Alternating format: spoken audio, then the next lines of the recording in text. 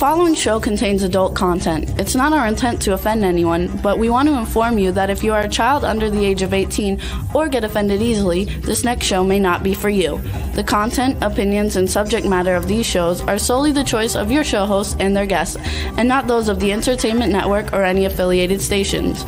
Any comments or inquiries should be directed to those show hosts. Thank you for listening.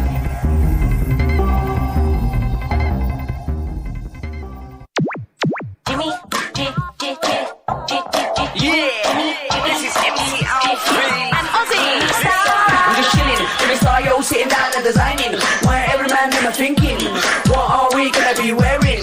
Yo, I'm a Liverpool MC, you can't test me, big up the girls inside the party, let's get down to crazy Jimmy, big up myself and known as Alfie, the one and only, the Turkish MC. Always love the clothes of Jimmy, British punk, yo, what I wanna be, Jimmy Star, new celebrity. We'll take you out to Jimmy Star's, he'll trust you. Hello. What's up, everybody? Welcome to the Jimmy Star Show with Ron Russell, bringing you the good times in music, fashion, pop culture, and entertainment.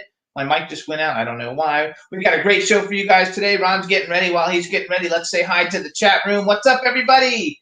I see Don Hinton, which Ron will have a watch for you, I'm sure. Cindy Ladylike is in the chat room. Angela Joseph is in the chat room. Backpack John, hello. Boomer Mays, football player, joined us. Artist Miss Kim, hello. Hope everybody's doing well. We got a great show for you guys today. It's going to be a lot of fun. We have Blanche Banker coming on, and we have Sam Harris coming on. Both of them extremely talented. It should be a lot of fun, and we're looking forward to it. Let's see if we can hear you, Sir Ron. My cool, outrageous man about town, Sir Ron, Mr. Russell. The reason I'm late is I was getting some sun in the garden. It is such a beautiful day. You know, we've had crappy weather in Palm Springs, a lot of rain, and it was cold. Today it's about 80 and sunny and just so beautiful. So I was laying out. See, I got a little color. I get color quickly.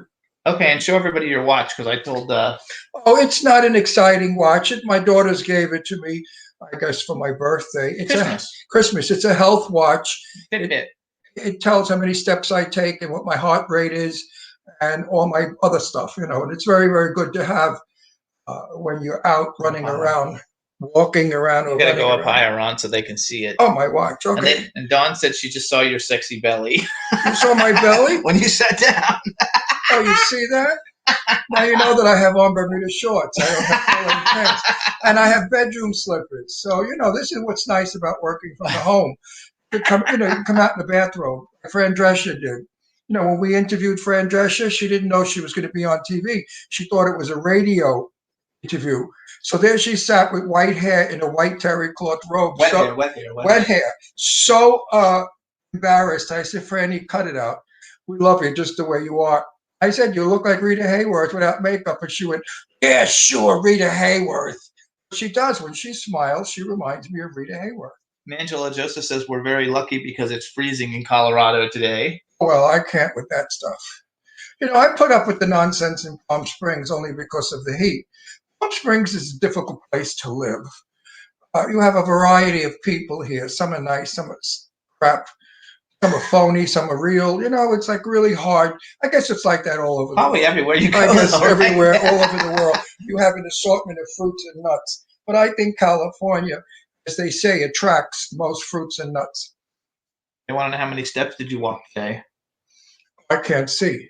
How many? I just put my watch on. Oh, yeah, so he's only walked like 60. We really, the day will begin after the show today, you guys. Right. I have to go to Home Depot or Lowe's and get a plant because I'm going to have a real plant in the dining room in this wonderful old concrete thing. It's big, it's tall, whatever it is. I don't know what you call it, like a planter. Well, it's like sort of a column-esque, Romanesque planter, but it's tall and it's big and it's beautiful, and it deserves a very big, beautiful plant. That's my day. I have nothing much to do. You know, I'm still cleaning up my beautiful script. I enjoy it. You know, I went away from it for a month because I wanted to go back with a fresh mind. And as I'm reading it, I said to myself, you know, Ron, you're good. No. You know, we do that. Or sometimes we say, Ron, you stink. You know, we're very critical of ourselves. And I was so proud of my script. Would you believe I was laughing at my own friggin' jokes? I mean, how sad is that? I know that when I have lunch with my darling friend who I love, Lainey Kazan, going to have lunch on Ventura Boulevard in a Jewish deli that has the best chopped chicken liver on a bagel and real New York strong coffee. And I talked to her about it. And after she reads the script, I know Lainey is going to star opposite me. That will be the thrill of my career. To work opposite one of the funniest ladies and one of the nicest people I've ever known. And that's the fabulous Lainey Kazan, My Big Fat Greek Wedding. And those of you who are older know Lainey Kazan is one of the greatest nightclub singers. She was the understudy for Barbra Streisand in Funny Girl. And Lainey actually has a better voice than Barbra Streisand. Streisand's voice came out of the nose. Lainey's voice comes from her chest. A wonderful person. They say you definitely got some sun, and I want to welcome. Yeah, look, I mean, I was out like maybe a half hour with the dogs, and all 3 dogs were all over me. I couldn't move. Little one got so jealous because the 135-pound one came over. He doesn't have to jump in my lap. He just puts his head in my lap. And I was rubbing Shazam and kissing him, and this little one got crazy, barking like he was going to bite the big one. I thought, stupid. All he has to do is take 1 gulp, and you're gone. You never find him. We want to also, I don't know if I said hi to Cindy Lady Lake, and she's such an important Cindy Lady part of Lake. everything I do. So thank you so much for all you do, Cindy. Your friendship is fabulous. And Angela Joseph is responding to someone, and she's saying she's looking forward to her first granddaughter in April. She can't stop smiling and planning. Well, so congratulations. How many do you have? She's got like 100 kids, 3,000 grandchildren. No. She's got a big family. It's going to be her first girl grandchildren. Well, that's a biggie. Good for you. Congratulations, Angela. We wish you only the best in that. That's so cool. Yeah, but I wish you would move to California. Oh, and B. Claudia is finally here. What's up, B? How are you? We've missed you. Hope everything is well and everything's going good. Say hi to B. Why? Because you said so? No, just because you want to, because she's so fabulous. Because I love B. Hi, B. How's the fan club going? You got like 3 people in it? No, there's more than that. Oh, she says she has 2 grandsons. Oh, who has 2 grandsons? Angela has 2 grandsons, and now she's going to have a granddaughter. Yeah, she's got like 100,000 people in her family. No, seriously, I went to her house, and we had a wonderful day, and just kept coming out of rooms, children. And she'd say, and this is this one, and that's that one. And I said, but isn't that the same? Shut up. I said, isn't that the same one that came out 3 times? And she said, no. They're all individual, different. So, it was a basketball team. Shut up, Astro, big shot. This little mutt, 7 pounds, is such a tough guy. Here's somebody outside in the street. He sees a dog walking by. And he don't like anybody coming near me. He's very jealous. Even me. Well, it's like you. Jimmy's jealous of me. I was out yesterday running around looking for fake plants to put in that beautiful planter. And they were $30 for a little shitty plastic piece of thing to put in my planter. I said, forget about it. Better put a real one.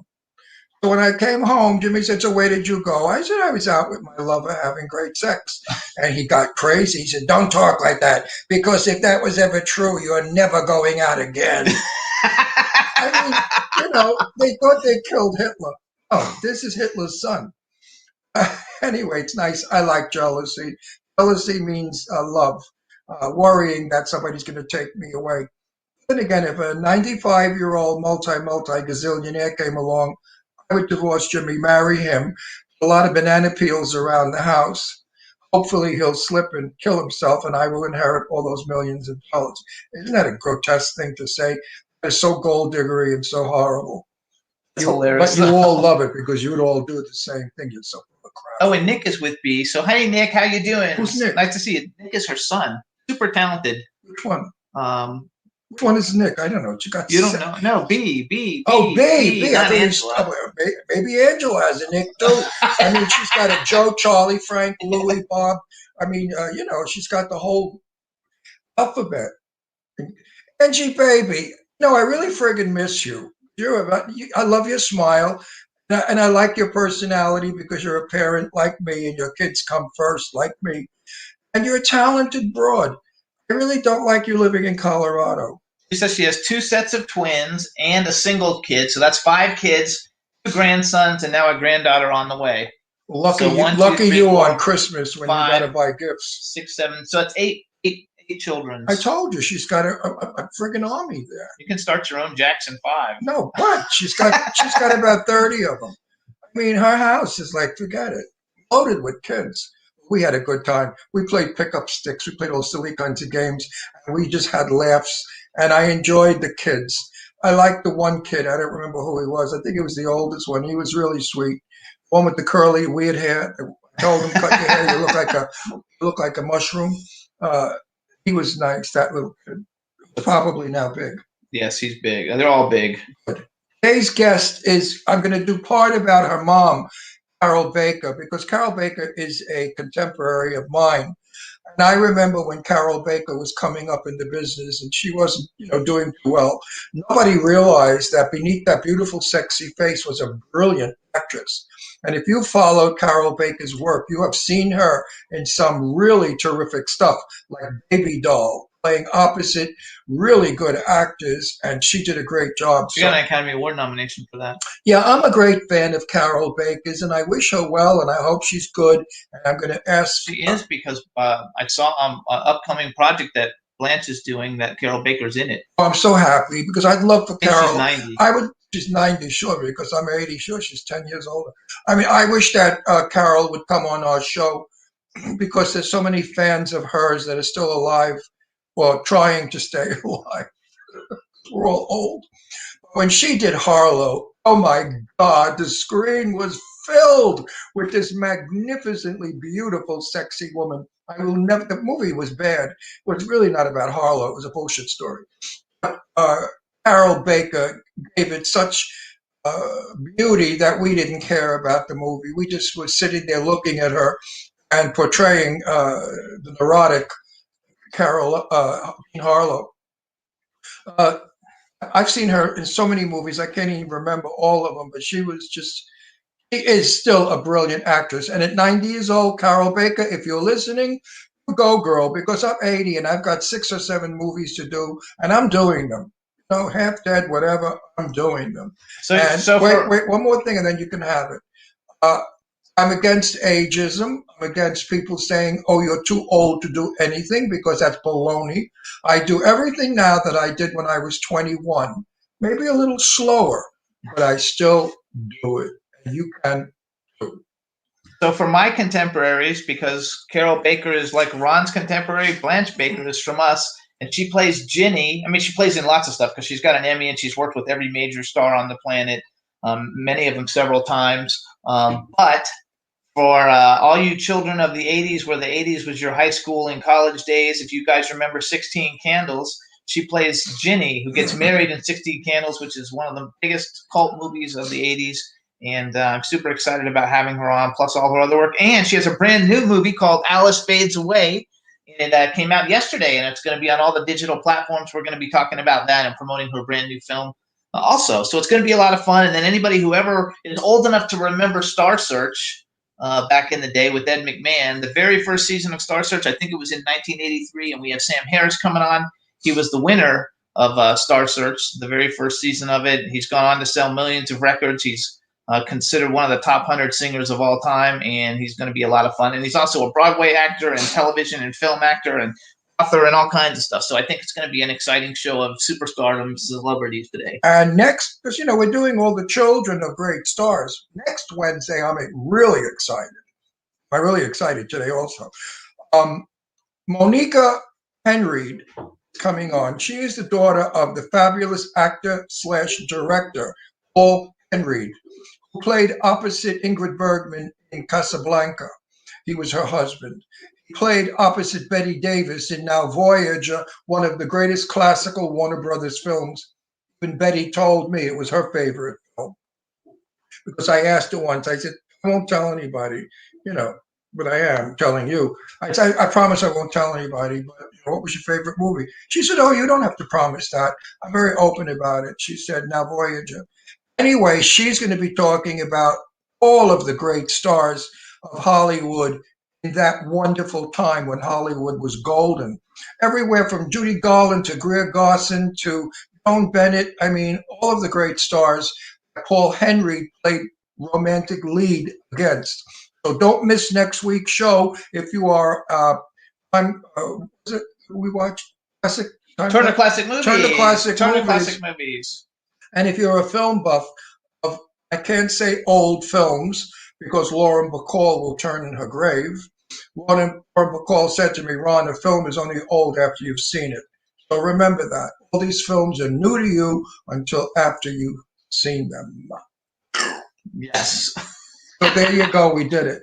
Yeah, we did it. Where is my sweetie pie? I don't know. I think she's going to be nice. I hope she's nice. Oh, I think she's going to be nice. I had to hook this up through an actual publicist, so it's different. I don't actually know her. I've never met her. Oh, publicists when they get involved. Anna's a great publicist. I hope so. And I don't normally like tout publicists, but this one has given us some other fabulous guests, and they're really great. And so, if I had to give you a second choice after World Star PR, I would say that this publicist's company is really good. World Star PR is the best. Yeah, I was out in the garden for 2 hours. And now my nose is running. Whatever blooms, there's some kind of a red bush. It's all over the place. Everybody's got it on all the walls. It's a big green bush with big red. They almost look like bottle cleaners, you know? When that baby blooms, my nose and my sinuses go crazy. So there you go. So if I'm sniffing, it's not because I do cocaine. Well, somebody might think he's doing coke. Look. Man, no, I'm sniffing up the snots. The snots are pouring. I can hear the dogs barking at the people walking by. Good. Where is our guest? I don't know. They'll be coming. You like to talk, so just keep talking. Yeah, but I want you guys. We were on Movie Reviews and More last night too with Brian Sebastian, so we can give him a plug. He's on K4HD Radio, which is the sister or brother station to W4CY. We had a lot of fun. We had a really good time with Brian He's Sebastian. So nice. And so is that girl that wears the glasses. I told her, get rid of the glasses. You look stupid with glasses. You're so beautiful. And she said she's going to have laser surgery. What was her name? Terry. Yes. She's a sweetie pie. What's her last name? I forgot. I forgot too. But anyway, watch his show and you'll see Terry. She's like his like Jimmy's my co-host. Yes. It should have been the Jimmy Star show, Jimmy and Ron Russell's show, but he refused to do that. So now it's Jimmy Star's show with Ron Russell. Actually, that's a better billing for you anyway. It is a better billing because it makes me an individual, not just a co-host. That's right. It shows people the star that I am and the humble, man that I am, unpretentious and and very demure and very shy. You're and shy very and understated. Demure. You're shy and demure, all right. And understated, you homo. Anyway, where is our guest? Come on, honey, let's go. We gotta keep talking because I don't know where they are, and I don't have a way to get in touch with them. So that's awful. That's really terrible. She's coming. I'm sure she's coming. So just relax. Lateness is not good. That's one thing that Betty Davis told me she couldn't stand. She was always prompt on the set. If another actor was late, like Faye Dunaway, who was always late, Betty hated her. They made a movie together. Betty Davis said that Faye Dunaway was the meanest woman she's ever met, and that Faye Dunaway was always late on the set. And the other thing was Betty Davis said, know your lines. She had no patience for people who blew their lines because she worked hard at knowing her lines and your lines. And when she performed, she gave it her all, and it was a good scene. And then you screw it up by screwing up the lines. They had to redo it. And she would get pissed off because take 3 was better than take 12. And what they would sometimes do is edit out one scene and combine it with the other, by showing camera differences. We also got Thomas Claxton joined us. Hey, Tommy, how are you? How's your girlfriend? Hope all is well. Yeah. Are you going to get engaged to this girl or just string her along and use her and then dump her? She's a very nice girl, Tommy. I like her. Not answering. Don Hinton saying, what? Well, of course Tommy's not answering because he knows I'm right and I shamed him. In my day, if you were out with a girl 2 years and you didn't get engaged, families would fight. They'd tell the child, break up with this jerk. He's not giving you a ring and you're with him 2 years. You're wasting your youth. You're wasting your time. Today, it's the same thing. You go out with if you don't know you're in love and you want to marry the person in a year, don't come and go get somebody else. Jimmy saw me and 20 minutes later was proposing to me, begging me to marry him. I said, I don't know. If I'm not doing anything on Thursday, let me look at my calendar. Yeah, right. If I'm open on Thursday, I'll marry you. So we went to City Hall in New York, and my daughters stood up for us. And I was so happy to be married in my New York and not anywhere else. So that made my day. Being married in New York City was Thomas Claxton says, "Good luck shaming him." Ha ha ha. no screw Tommy. When I see you, I've no shame in punching you in the face because I like her. She's really nice. And what's the story, man? As they say, do it or get off the pot. No, they say shit. Now, I'm not saying dirty words. Oh, that's right. Anymore. We're not saying dirty words. I've cleaned up my act. We're trying to clean up a little bit, everybody, because we're still getting lots of views, and we're trying to upgrade our. A lot of I'm trying to get Charlize Theron. Right, and Jimmy asked Raquel Welch, as I always say, and she said, "No way am I going to do your dirty show." So Raquel Welch thinks she's purer than white snow. Well, we got dirt on Raquel over the years. She's far, but far from as pure as white snow. She's like Mae West said. She was pure white like snow, drifted. That's a Mae West quote. What does that mean, drifted? I mean, she drifted away from being a virgin to being a whore. Oh, okay. Okay, that's funny. Oh, my God. I don't know what that means. Of course not. You're from Florida. What do you know? I don't know.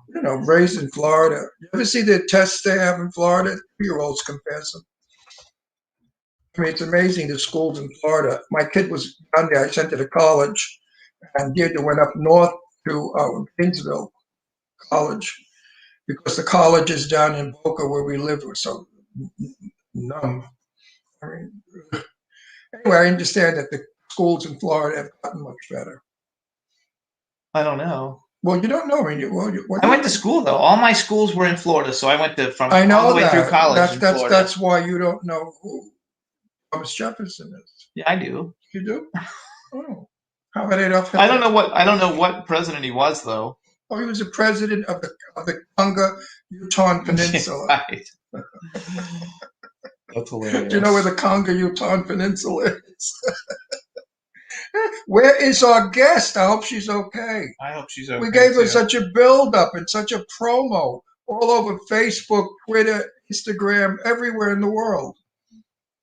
I'm looking, so I'm trying to see if I got an email, so just talk. Yeah, well, send her something. Say, honey, you're not on second, you're on first.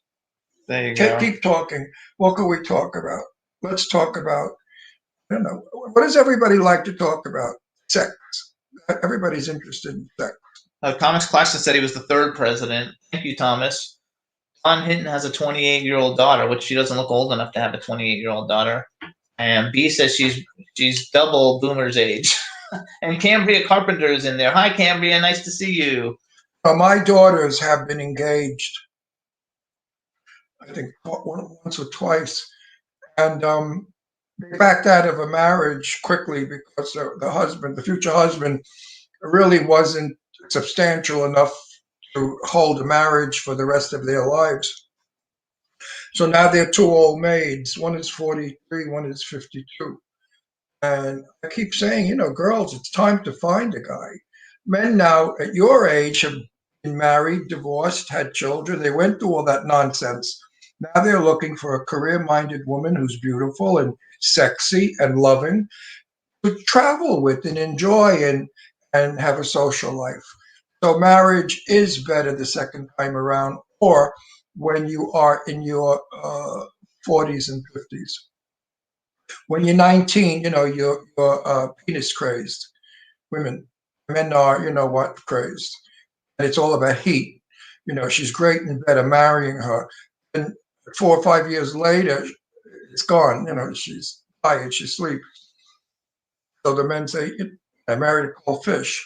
I'm going to dump this one and get a 12-year-old or 18, 19-year-old, whatever. We need help. Okay, you can do it. No, I know I can do it, but people are going to say, shut up, Ron. No, they're not going to say, all right, so let's just talk about something else because we don't have anything and I don't know where she is. I'm trying to get in touch with people, but it's hard. This is ridiculous. I don't know. Hopefully there's not a problem. I hope there's not a problem either. So in the meantime, you guys, lots of cool things are going on. We're watching Firefly Lane. Is that what it's called? Stinks, yeah. No, I love it. Too much talking, awesome. Too much stalling. When they do these 10 show things, they stretch it out to the point of where you fall asleep. I could have done that movie in an hour, 40 minutes. But now it's like 1,000 hours of nonsense, stupid talk, soap opera nonsense, unimportant stuff. I mean, who really cares about these two broads? Whoever wrote it was a soap opera writer. Help. I love it. It's actually Well, you like soap operas. It's based on a New York Times best-selling book.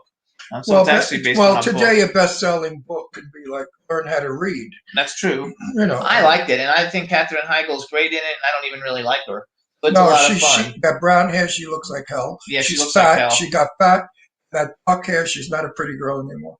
And the other girl annoys me with that ridiculous I like her smile. too. All she does is give me that big, especially a cat smile. No, it's not good. Anyway, watch it. You may like it. Also, then, Don wants to know where you're going to be filming stuff. Who, me? We're going to be filming many movies in Atlanta. I know that. I'm filming for Joseph Kelly somewhere in Santa Clarita, and that film will be Clowny. I'm filming Quigley, probably in Either Atlanta, Tennessee or Atlanta. I'm filming Dave's film. I don't know where. Someplace in LA.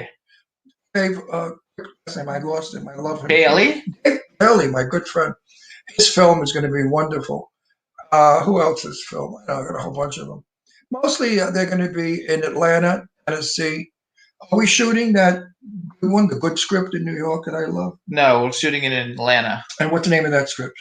We have two of them. Get Her. Get Her is a great Get script. Her and Izzy's Story. Yeah, but Great Heart is really wait till Great Heart comes out. You're going to love it. Good script. If they do the movie as like the script, it's going to be a thriller dilla. Really good. And I'm in that one. I play a cop, I think, a detective or some shit. Anyway, we're filming all over. As things open up, also funding. Everybody's got these scripts and they have the cast, but they don't have the funding. When the virus came, people started losing money. The economy went down. Stock market went up. Don't ask me why, but the economy went down. And lenders became very weary of giving away a couple of $1 million because the films that Jimmy call them investors. What do I call it? What do I call them? Lenders. Investors. The lender's like a bank, and you're not going to a bank. Well, sometimes banks lend money to films, but anyway, investors or lenders. Jimmy's films are in the multi-millions, so it's hard to get the funding for them. Some of the films I'm in are lesser amounts of money, and they're in the 100,000s. So they can get their money quicker. But I have to tell you something, and I'm not lying. If you have money and you want to invest it in a good script and a good film, you'll make money because movie theaters are not open. And people have to see things on TV, on streaming. And when they stream them on TV, like Netflix and stuff, you get X amount of dollars every time somebody tunes in. So the bucks are far greater than selling out to a 300-seat theater. Which is not filled, as you know, they're always empty.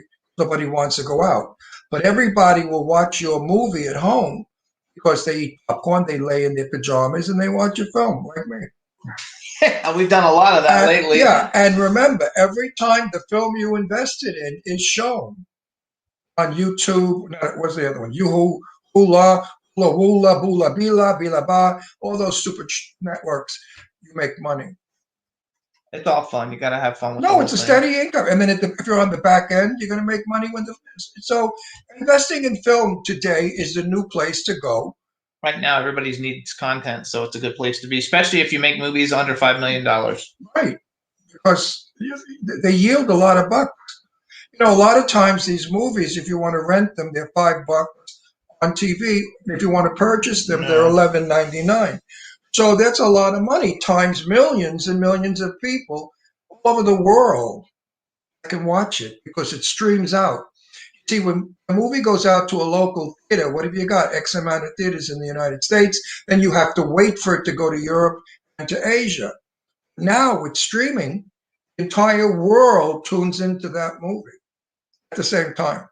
So when the money comes in, it comes in barrels. Yes. You can't find Blanche? I'm trying to. They're trying to get in touch with her. They don't know what happened because she confirmed everything. So they're not sure what happened. Blanche. Streetcar Named Desire. I'm trying to get the link. So hang on. Maybe she got mad because I spoke so well of her mother. No. I hope not. I'm resending the link just in case. So just keep talking. Well, this happens in show business, folks. You know, Lainey Kazan was Barbara Streisand's understudy for Funny Girl on Broadway. Barbara Streisand never missed a performance. Now, Barbara Streisand gets laryngitis and is unable to make a performance. So Lainey Kazan, her understudy, is going to go on now and sing Funny Girl. Somehow it leaked out through Lainey's mom, I heard, and the press was there the night Lainey was going to sing. And it was announced, Lainey Kazan, understudy Barbara Streisand. Well, suddenly, out of nowhere, appears Barbara Streisand, allowing Lainey to perform. Lainey was so humiliated and upset. And Barbara Streisand went out and gave a half-assed performance with her voice being crappy, just so that Lainey Kazan would not get the bravos that she would have gotten. Barbara was afraid that maybe Lainey's voice was better than hers, which I feel it is, and so do many people. And that's a story from Lainey's mouth to my ears, so it's not a made-up story or press. Absolutely. Lainey Kazan sings Body and Soul better than any performer in the world. When she sings Body and Soul, you want to cry. The album, by the way, Lainey's album is called Body and Soul. Or go on iTunes or whatever you go on and pull it up and play it. It's a wonderful, wonderful rendition. My heart is sad and lonely. I think of you, dear only. That's a great song. Why haven't you called me? I love you so, body and soul. And she does it beautifully. Saying in the chat room, we need to make merchandise: T-shirts, coffee mugs. I need to make some money. Shirts, wine glasses. I'm on this show 9 years. I haven't made a nickel. You know, it's all freebie. So I said to Jimmy, I've never worked for free because anyone that works for free is a slave. And Jimmy said, no. What we get in publicity and how we build the show, money can't buy the publicity we get. I said, yeah, but wouldn't it be nice if we made a couple of bucks? You know, I would feel I've done something. We're working on it. Well, to work without getting paid is not joyful. I would like to be paid. So would you. I work hard. It's every Wednesday. We do 2 hours. And, 2 hours of talent is a lot of money. I mean, let's get Angelina Jolie, my little darling friend. She, 2 hours, she'd get $20 million. I'm only looking for a little salary, like $400. Well, we're working on it, you guys. And one way we're working on it is we need to be able to show stats. And so we joined Chartable. So if you see the Jimmy Star Show with Ron Russell on the link that's on Apple Podcasts, because they don't call it iTunes anymore. Now it's called Apple Podcasts. Share that link, or if you see me sharing it, we need to get our numbers up on. We're really big on SoundCloud, and we're really big on everywhere, but we're not big on Apple Podcasts. So we need to get up there. So if you see us, we charted this week. We're like number 400 or something in TV and film podcast, which is really not good. We should be number 1 of that one. So we got to get going. So we got to get more people not going to the other platforms and going to Apple Podcasts. Well, it's not our fault because Apple stinks and nobody wants to go on it. I mean, if everybody else says we're number 1 and Apple has us at 400, Apple is not getting the viewership it should get. So therefore, we should promote it for Apple. And if they're kind, they could get us from 400 to 1. Yeah, the problem that we have is that because our show is put out by a bunch of different people, we don't have one RSS feed that goes to feed it. What's an RSS? That's the feed that people use to feed it to Spotify and Apple and all those different things. So if you love us. So Apple Podcasts can only use one RSS feed, and we have 5, and so there's no way to get all of them. So I'm trying to work that out. If you love us, do whatever it is that Jimmy said to do, because I have no idea what that is. And let us get there so we'll get sponsors, and we can make a few bucks. I would do it for you. I mean, if you guys out there, if I knew you were working for free, I'd feel bad. I would help you. Everybody should be paid for working. Well, Teresa Saban says she subscribed to us. Thank you. And I don't know if Teresa was in there before. So if we missed you before, Teresa, or we didn't say hello, we weren't ignoring you. So hello, Teresa Saban. Jimmy, pull down the back of my shirt. She was in the chat room last night. I look like the hunchback. I look like the hunchback of Notre Dame. With that, that's better. Now I have a neck, somewhat of a neck. Anyway, I guess she's not coming on, so that's. I don't know, so we have to keep talking. That's the end of her. What happened, I don't know. trying to get in touch with her. I'm texting now. Well, with the whatever it publicist. is, it doesn't work in her favor, I'm sorry to say, because it doesn't show professionalism. If she is sick or broken down somewhere, we understand that. We could forgive her. But if she just forgot, well, I don't know, because they're saying that she verified it. They're trying to get in touch with her. well, So in the meantime, I'm sure she's very kind and sweet and wants to be here. And everybody wants to be here. When they say yes, everybody has a good time. Our show last week with Ethan Suplee too, you guys. Did I pronounce his name wrong? Right? Suplee. Yeah, souffle. Suplee. No, not souffle. Oh, not souffle. Suplee. I know. I'm being sarcastic. I forgot. It's French. You have to pronounce it French. Oh, they say we look gorgeous. But in the meantime, the video will go up tomorrow, you guys. I'm behind. I didn't get a chance to get it out, so it'll go up tomorrow. It'll be a lot of fun. And we had the guys from the Scene Snobs on with it. It should be a lot of fun. I don't know what else to say about that one. I don't know either. You know, I mean, we're not scripted. We're unrehearsed. So everything we say now is a cappella off the top of our heads. Okay, so let's do some surveys with our fans, because they always like it when we just talk about shit anyway, and so we can just don't use that word. Talk about things anyway. You so must never use that word again. Let's bring everybody in the chat room in. You have an awesome show. Always enjoy watching you. Thank you, Cambria. Dave Hughes, did we welcome Dave Hughes to the chat? I don't know if we did or not. What's up, Dave? Sorry, we don't have any. He says in all the years he thinks he's missed 5 shows. It's always great banter and wonderful guests, and some are super sexy too. You know, Dave, I really would like to meet you one day. I swear, I'm not lying. If ever we will get to London eventually. I don't know where you live, but we should really hook up. And I should bring all nude pictures of all of our lady friends and give them to you. It's funny. He'd like that. Yes, we also have our new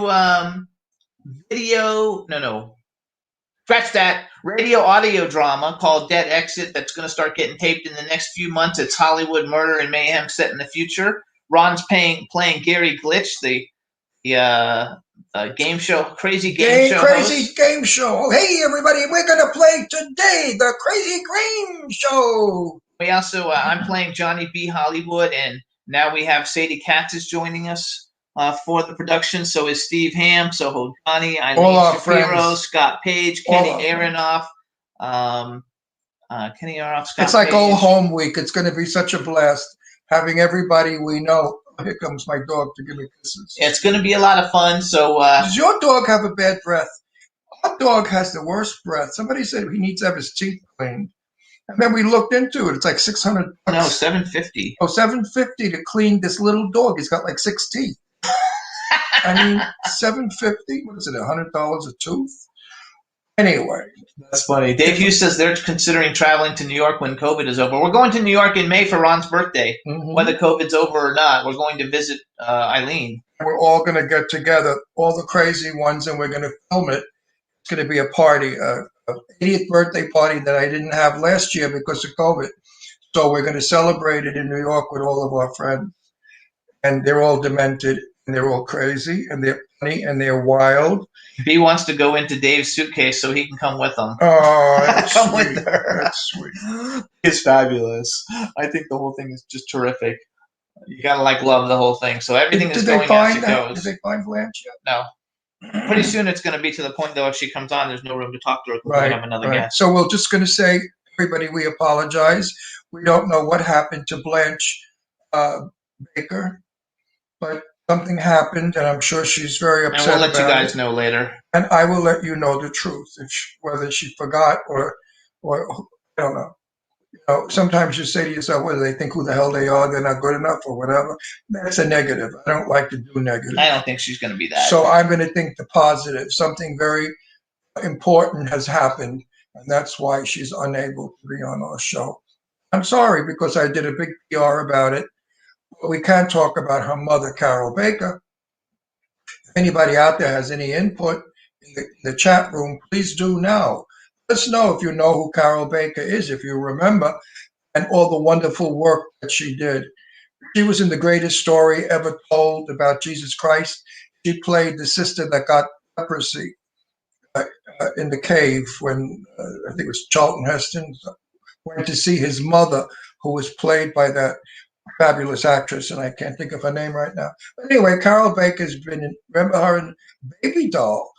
Baby Doll, she played that insane young woman who was being seduced by, what's his name, the great actor, the oh my God, I wish I was younger and had a memory. Baby Doll? I can Yeah. look it up while you're talking. He's a fabulous actor. He's passed on now, but wonderful actor. He's from the studio, the New York studio theater, school. I found out from a doctor that if you have a 0.6 or 7, what is it called? That they do with the blood work. AIC? If you have an AIC of A1C. A1C of 6 or 7, it's good. If you have anything way below 6, it can cause memory loss and some sort of a dementia. Eli Wallach is in it? Eli Wallach. Carl Malden? Oh, I mean, how do you get people? Carl Malden, Eli Wallach, Carol Baker. The three of them were absolutely incredible. And I think it's what's his name that wrote it. The famous writer. Oh, God. Oh, hang on, I can tell you. I'm not prepared for this, and I shouldn't really talk about crap when I'm not prepared. Not Hemingway, the other one. No, it's Elia Kazan was a director. Tennessee Williams. Tennessee Williams. How can I forget Tennessee? My favorite of all. Cat in a Hot Tin Roof. Streetcar Named Desire. I mean, Tennessee Williams was probably the great. He was gay, and he put a lot of gay overtures into this work, but he did it in a subtle way. Paul Newman was supposed to be gay in Cat in a Hot Tin Roof. That's why he wasn't having sex with Elizabeth Taylor. And we picked up on that because any man who didn't want to have sex with Elizabeth Taylor had to be either stupid or gay. Gay men would have sex with her too, because Elizabeth Taylor had sex with a lot of gay men. Montgomery Clift was her dearest friend, Rock Hudson. And Elizabeth Taylor, she didn't care if they were straight or gay. Anyway. So, they want to know if you're bringing back Set the Record Straight. B wants to know. I want to bring it back. I was going to shoot the first episode with Sue Wong at the end of March. But now that I'm working on the Magic Gift, or the Gift of Magic, my movie, I don't really know, and we'll see what happens. But I would like to bring Set the Record Straight back. I just don't have the legendary stars anymore. They're all dead. But I would like to get people like George Clooney. who? George Clooney's legendary now. Do the now legendary stars. Well, George Clooney's not about to fly from Cuomo, come in my studio, because that's an one-on-one studio interview. It's not a streamer. So that's the difficulty, getting celebrities to the studio. Mostly they all lived in California. When I did my show, everybody came to Palm Springs, so it was easy to get celebrities. I mean, Tony Curtis came to Palm Springs, Jane Russell, all of the stars that I interviewed. I don't know. I'd like to get Stephanie Powers. I met Stephanie at Shelley Winter's 80th birthday party, and she was very nice. I'd like to get to talk to her about William Holden, the man she loved, and who died when he was with her. She adored him. But that could be an interesting story. There's a lot of I'd like to get, like, who else? The old broads and the old guys. They said that you're the icon. Yeah, right. No, all the stars that I interviewed or knew in my lifetime, I loved. My mother was a silent movie child actress, Jenny Gabriel. Her father stopped her from doing it because he said, all those women sono puttane, which means they're whores. Back in 1926, my grandfather died, so you can imagine what it was like. My mother was born 1910, so she did these things in 1916. So 1916, any woman that dyed her hair blonde or red and wore lipstick was called a puttana. Stupidity of the day, but that's what it was back then. She raised me with Hollywood, Colbert, Clark Gable, all the great stars that she loved. My mother loved Rudolph Valentino. She was a great fan of his. When I told her he was gay, she almost beat me up. She said, "Oh, you're full of crap. you're jealous. Everybody says the gorgeous ones are gay. I said, no, he was lovers with Ramon Navarro. I know because Blackwell's husband told me, Robert Spencer, who was Richard Blackwell, the designer's husband, and he also had sex with Ramon Navarro. They're saying you need to do streaming because streaming is the way everybody's going to be doing it. I know, but it's so like, it's just not me. I love sitting with the guests, holding their hand, talking. And they're even doing it like on all the talk shows, Jimmy Fallon. And Yeah, all I those know shows. that, but I would like Set the Record Straight to be an intimate show like it was, sitting next to Cliff Robertson and listening to his story about how Joan Crawford tried to bag him, ball him. Dawn Hinton said she watched your interview with Tippi Hedren and the Lions. Tippi is a sweetie. I love Tippi. I would love to have Tippi come on this show, but Tippi's 90-something now. And when you get to be 90, maybe you don't remember too much. But anyway, he likes the idea of you sitting with the guest. Yeah, I find that to be like with Jane Russell. It was my dearest buddy in the world. And thank you, Jane Russell, for being the first guest I had and making Set the Record Straight great show that it was, because we were not on the air but a few minutes and we had 16,000 hits. And my network couldn't believe it. They want you to sit in front of a fireplace. Well, that's what we did. That's what Jane and I did. We sat in front of a fireplace. The same with all my guests. Arlene Dahl was wonderful. They're all gone now, except Arlene is still around. They're all gone, and their stories went with them. Arlene Dahl's son is Lorenzo Lamas. I have to try and get him again. Larry, it's me, Ron. Larry and I know each other for years. I went to his daughter's christening up at Tall Trees, which was Arlene Dahl's It'd be house fun, though, to have him. in New York State. Larry knows me. Are you kidding? That would be a fun one. I always said Larry is not afraid to hug a gay guy because he's so straight. The guys that are afraid to hug me are the ones that are a little closeted. They're a little light Light in the loafers. Light in the loafers, and they think if they hug me, then everybody's going to pick up that they're gay.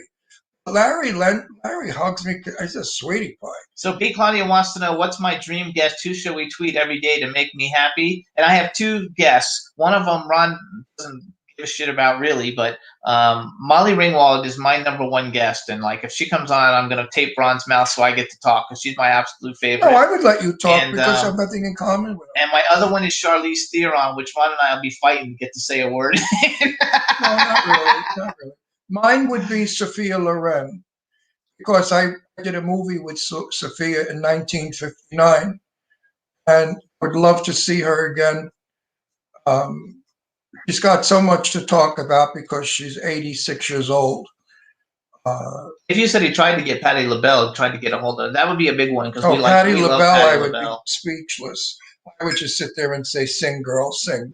They like the idea of Lorenzo. And I want to just give a quick shout out to Teresa Sabin, you guys. Like, we've been on the air a long time, and we've known her now for a while. And she is the greatest supporter of everything it doesn't matter what I do. She's like always there supporting everything. And I so appreciate everything that you do for us. It's really wonderful. Everybody in the chat room actually has been very, very supportive, and we love all you guys. But like, Teresa's in the chat room of every show we go on. If we get interviewed by anybody, she's always there, and she's such a fabulous woman. She lives in Florida on a boat, and she's fabulous. And so I just want to thank you for all the support that you've given us, and everybody else in the chat room too, because you guys are awesome. And if you guys could get Molly Ringwald to come on our show, I would be like happy as a pig in slop. Molly Ringwald as a band, they performed here in Palm Springs in a gay bar. I mean, when you work a gay bar, you're not exactly everybody's demanding you. So Molly Ringwald would be thrilled to be on our show because I don't think anybody's ever invited her on a talk show. Molly Ringwald did 1 or 2 movies and then was gone. No, you're wrong. She did 16 Candles and what else? You're a fan. Other people don't even remember. She did Pretty in Pink. She did 16 Candles. She did and Pretty in Pink. Club. Right now, she's the mother on Riverdale, one of the biggest shows in the world on Netflix on the CW. Well, you know what? Her name is not. For me, her name is like it. That's it. She's my favorite, one of my favorite actresses of all time. That's why I was so excited about having Blanche Baker on today, because she was in 16 Candles. and I love Molly Ringwald. We don't know what happened. Nobody. Oh, Boomer Mice says Wanda Sykes. I would love to get Wanda Sykes on. Oh no, forget about it. She is hilarious. Me and Wanda together? Are you out of your mind? I tweet to Wanda, but she doesn't respond. Wanda would never be on with me. It would be XXXXXXX rated. Probably be the most hilarious show ever up there. Wanda Sykes is so funny. I love Wanda Sykes. I love her also. I mean, her stand-up and everything is great, but when she's in that movie with Jennifer Lopez, and Jennifer Lopez is trying to marry the guy, and Jane Fonda's the mother-in-law, and she's like the assistant, that shit is so, she was so hilarious. She's really one of the funniest women on the planet. She is hilarious. She is very funny, Wanda Sykes. I would love it. Oh, Miss Kim says she'd like us to get Kate Blanchett. That would be nice, too. I love Kate Blanchett. You know that she's my favorite actress. Excuse me, then Meryl Streep. I never miss a Kate Blanchett performance. She always gives us character, not Blanche. To me, that's an actor, when you give us the character, not yourself. John Hinton says Lily Tomlin. Lily Tomlin, it would be fun if we could get the cast. I know Lily. What's that show? Hey, Grace and Frankie and Grace. Yeah. What a great show. If we could get the whole cast. I met Lily Tomlin in Greenwich Village when she was nobody and no one knew her. And I met her, I believe, at the Improv, which was the place where she was doing stand-up. And I remember I vaguely remember, we all went to a gay bar together and we hung out and we were drinking and gabbing and having fun. I like Peter Gallagher, too. He's on that show. Yeah, I like Peter Gallagher. Could be a fun one. Lily Tomlin is very nice. I like her. We were young together. I was like maybe 17, 18, and she was the same age, maybe. We were very young together. I think that would be fun, though. That was a lot of years ago. That was like 1958. Who do you guys want to see? Tweet it, write in the thing. Who would you guys like to see? I know that who we want to have on. Who would you like to see? We'll see if we like any of your picks. And see if any of them are any fun. I want one of those. Dawn says she wants one of the purple vibrators from that show. Oh, she's talking about from Grace and Frankie and Grace. What a great show that is, or Grace and Frankie, whatever it's called. You know, the other show I like a lot is the Kaminsky Method. Yeah. With Michael Douglas and the other guy. I forgot his name. That's a funny one. Oh, and they say Molly Ringwald's birthday is tomorrow. Oh, happy birthday, 16 candles. Actually has to put 200 candles in the thing. You gotta love it. Always. Look at this. You want to be on? He's licking the mic. You want to be on television here? Astro, say something to the fans out there. Oh, Lady Lake says Jennifer Tilly. I actually asked Jennifer Tilly. Oh, I love Tilly. Jennifer Tilly. I asked her and she said no.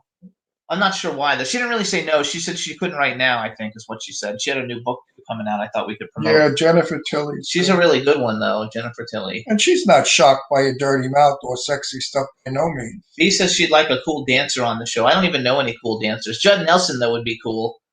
Judd Nelson, Emilio Estevez, Demi Moore, any of those Rat Pack people, because that's my favorite, is the Rat Pack. That's why I like 16 Candles and Pretty in Pink and all those movies, because those are Rat Pack movies. No one has gotten back to you, huh?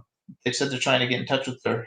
Where the hell could she be? I don't know, but there's nothing we can do. If she comes on now in 5 minutes, I know we can't do anything. We're going to say hello and goodbye, and that was it for you, sister. But I mean, at least call in and apologize. We'll find out. I'm sure we will get one. Oh, Betty White would be a fun one. Cambria says Betty White. Right. I met, what's her name, B. Arthur. B. Arthur was the Grand Marshal here in Palm Springs years ago, the Gay Pride Parade. She gave me a bandana, by the way. I still have it. Blue and white, kerchief. In fact, I wear it now as a mask for my virus thing. B. Arthur was a terrific name. I mean, was she tall? Was she really tall? She was big. She was more than tall. She was very tall and very big. I mean, I could have worn her clothes. She could have probably worn my clothes. B. Arthur was very big. Had a very husky voice. She was almost like a dyke. She was not a dyke. She was straight. But she could have been a fabulous bull dyke if she was gay. The girls would have gone crazy for her because she's very manly.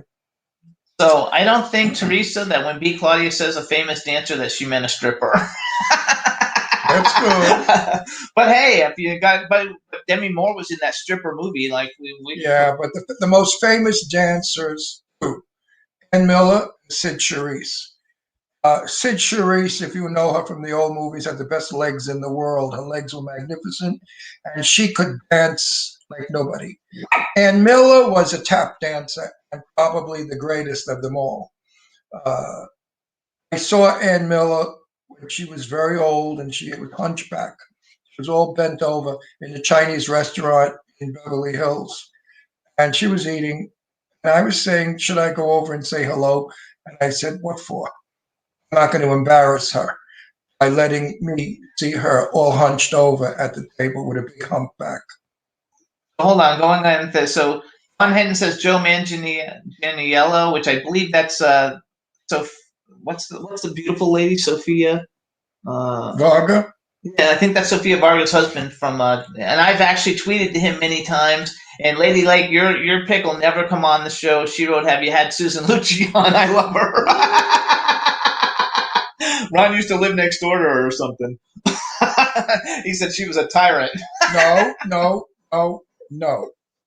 Susan, I lived in Garden City, Long Island, and Susan Lucci lived uphill in a 14-room mansion, the big house. And Susan Lucci would go shopping in the supermarket, and I would see her. She'd be pushing a shop cart with backless high platform candy shoes, a skin-tight jumpsuit in lavender, fully made up with long eyelashes, hairdo, jewelry. And as she flew by you, she'd give you this great big smile. She continued walking. Now, yes, my daughter Leslie wins the Miss Long Island beauty contest and was Miss Long Island. And she's coming down the main street in Garden City, sitting on a Cadillac. And as she passed by, I'm thrilled to death. I didn't realize it, but Susan Lucci was standing right next to me. And Susan Lucci said, "Who is she?" And I looked and I said, "She's my daughter, Leslie." And Susan Lucci looked and went, "Oh." I said, "Yes." I said, "And she's Miss Long Island. She's representing us. Isn't that nice?" And Susan Lucci just snapped her head and looked away. You know, my daughter was beautiful. She looked like Grace Kelly. Susan Lucci was getting old. She looked like a bird. Bird face. You know, she has a nose like a bird. I don't like her. I never did. I actually met her at Nobody in Garden City liked her. She was very snobby and up on the hill. So I have not nice things to say about Susan Lucci. I met her at Super Soap Weekend, but she had to be nice, you know, because it's like a fan thing. But she was kind of like nice. But no, she's really very nice. She's just a snob. I mean, she smiles that great big smile where you could see her gums. And she smiles big. And she's very polite, but cold. It's just affected. She's so Hollywood. You know, soap opera stars, I find, I mean, you know, we know a lot of soapers. And some of them just have grandioso ideas of who they are. We might as well give Sean Kanan a plug since he's one of our favorite soap opera stars. And he's the best, and he's a dog. He's got a brand new book coming out called Way of the Cobra. You can get it at wayofthecobra.com. You can pre-order it and get it autographed. And rumor has it, because we don't know this is a fact or not, but one of the last 2 seasons of Cobra Kai that I think Sean Kanan might be going on it, but totally rumor. We don't actually know anything. He won't say anything about it. And so Sean and his wife Michelle are closest, dearest friends. Sean, when I was in a blue mood a couple of weeks ago because of COVID and crap. And Sean said, "How about Michelle and I come to your house and we all cook together?" Last time they were at our house, I was cooking and I was drinking and talking and everything was burning. So Sean went in the kitchen and made the salad. And Michelle saved our meal. They're 2 of the nicest, sweetest, most adorable people in the world.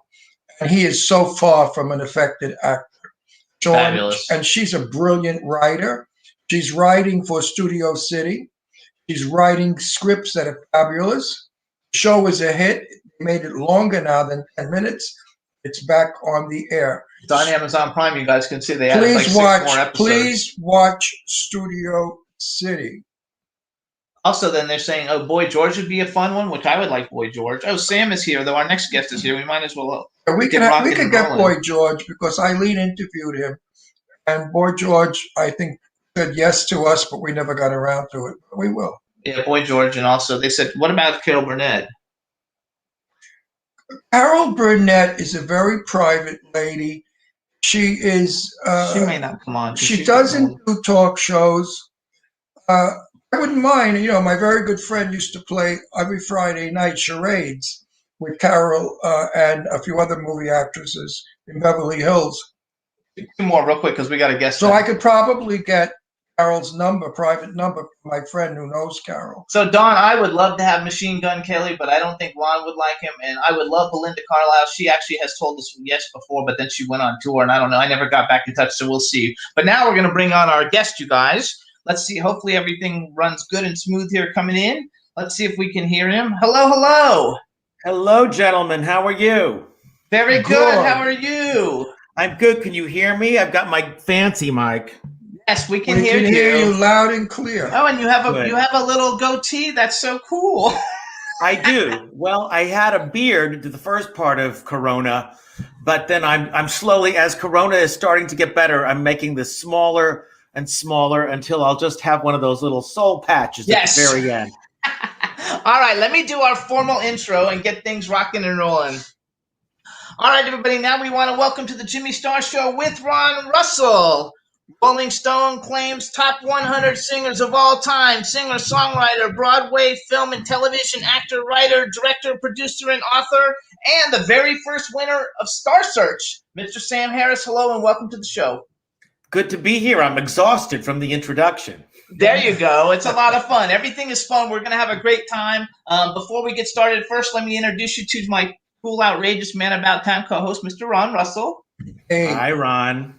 better to have an exhausting entrance or intro and like three things. You know, you did like Broadway, a movie, and maybe a television show. That would be very boring. It would be, wouldn't it? Yeah, but listening to your background tells me good. I know, he's You fabulous. got to be good to get that. I'm like super excited. So Nobody gets those goodies unless they're good. that's right. So we have a chat room with all kinds of countries represented. So please say hi to everybody in the chat room. Hello, everybody in the chat room. Do I have to type or I can just say? Oh, you can hello? just say it. You can just say hello and then say hi to Cindy Lady Lake, because I sent her the promo. She's a fabulous music promoter, and she was like, "Oh my God, Sam Harris, he's so fabulous!" You know, so say hi to Cindy.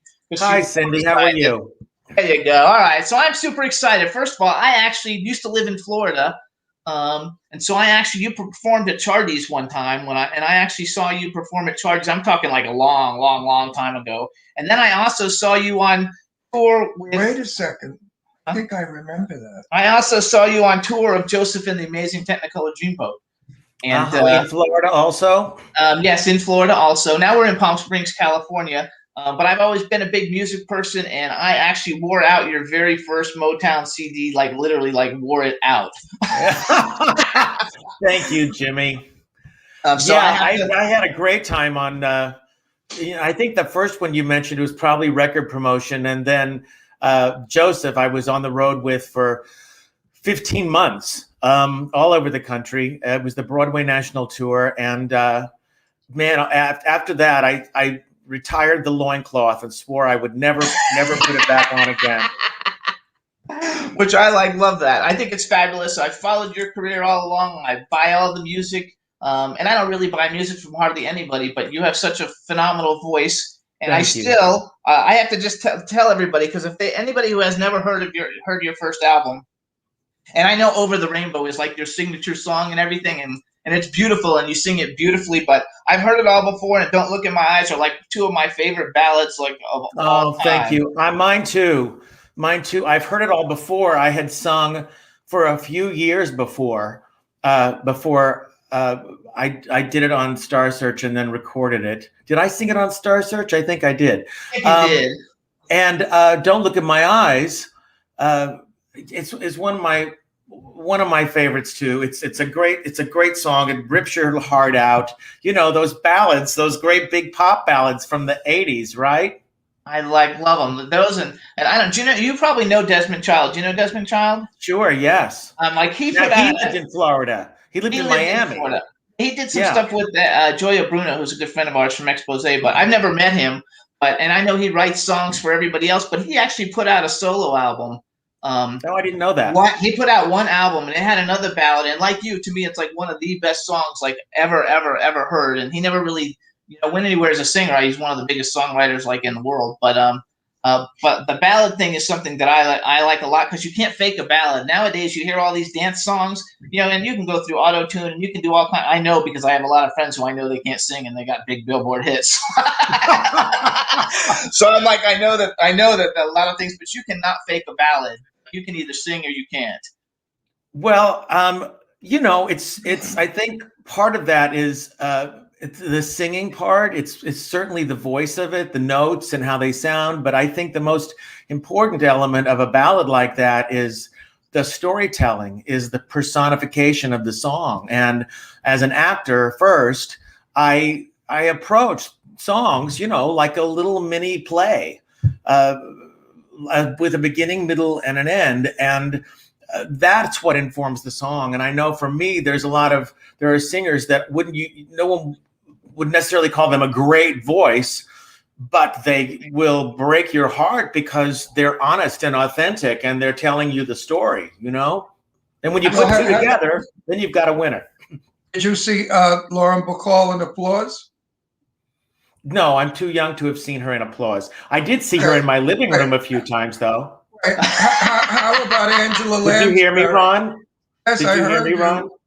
Yeah, Lauren was a friend of mine also. I knew her. She came into my apartment in New York, our apartment, and she came in literally like the quintessential. She was the first person there to the party, and she dragged a mink behind her and said, "I can only stay for a few minutes." And she was the last person to leave at 3:00 in the morning. I went to Peter Allen's house at the Dakota, and it's a long hallway. Then you get to the living room. There was a crowd of queens, and they were all standing, hissing like a den of snakes. And I looked in the middle, and there was Lauren Bacall, loaded out of her bird, and the queens were holding her up. I swear, if they moved away, she'd hit the dirt. I've been in her company a lot of times. A friend of mine did $1,000 luncheon plate for her favorite organization. I was covering it. I got there wasn't a chair for me. So I said, does anybody have a chair? What am I, garbage? I stand in the hallway. So this is the first time I met her, or maybe the second. The first time. And she said, well, you could sit on my lap.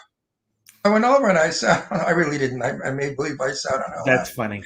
And she's a sweetie pie. She was a real broad. She was a broad. Roddy McDowall was one of my very best friends, and he and Betty were very close. They would come over to dinner, and we had some great. I loved making a dinner party with fascinating people, and my New York apartment was like a great place for that. It was a 19th century brownstone with these big ceilings and these large rooms, and it was built for entertaining, So Are you in New York now? I'm in Los Angeles. I'm in LA. I've been in a few of those on 57th Street and the West Side. They were magnificent. Do you know Lee Winkler, Global Enterprise? Lee Winkler? Yeah. He was Roddy McDowall's dearest and best friend. And I know this name. It would have been a long time ago. Yeah, a long time. Lee was my dearest and best friend. He was like a business manager. We were like brothers. Oh, he handled everybody. Reynolds. He was everybody in Hollywood that was important. Yeah, I don't think I know him. I met Roddy in the early '80s, and we became fast friends. And in Los Angeles, that's where he lived. He was in New York for a couple of years. Around Christmas, he was doing Scrooge I believe it was at Madison Square Garden. I can't remember.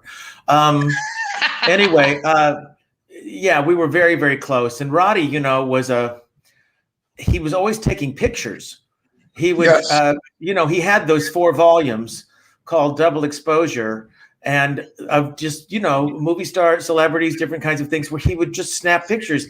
And he would show up at my house, and I'd open the door and he'd be taking a picture, or he would just be shooting a film. This was long before we had iPhones, right? Yes. So he was always shooting something, and he loved having records of everything. And he was responsible for saving a lot of footage that was thrown away in big trash bins.